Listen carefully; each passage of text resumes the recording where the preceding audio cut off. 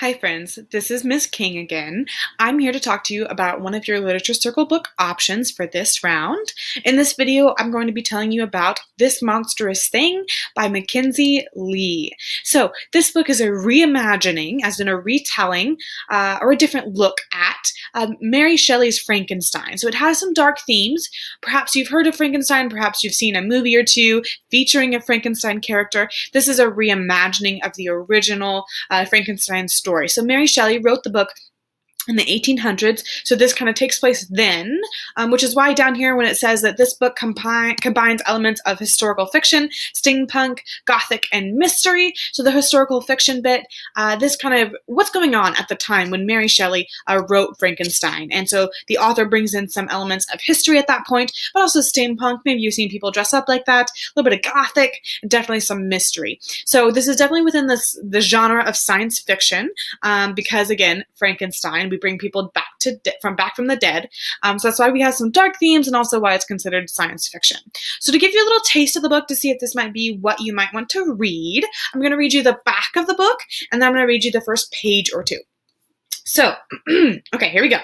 In 1818 Geneva, men built with clockwork parts live hidden away from society, cared for only by illegal mechanics called shadow boys. 2 years ago, shadow boy Alistair Finch's life shattered to bits. His brother, Oliver, dead. His sweetheart, Mary, gone. His chance to break free of Geneva, lost. Heartbroken and desperate, Alistair does the unthinkable. He brings Oliver back from the dead.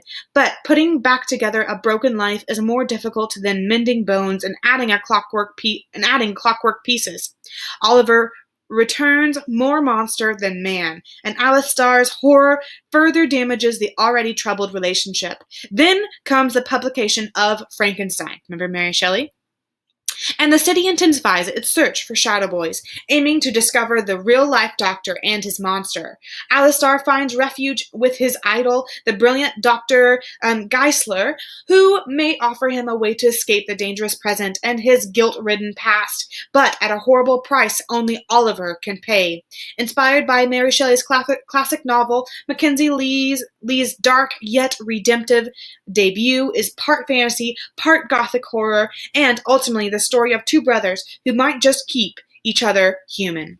Okay, so that's a little bit of taste, and the back of the book usually gives you an overview of the whole plot, kind of what are we talking about. Here we go.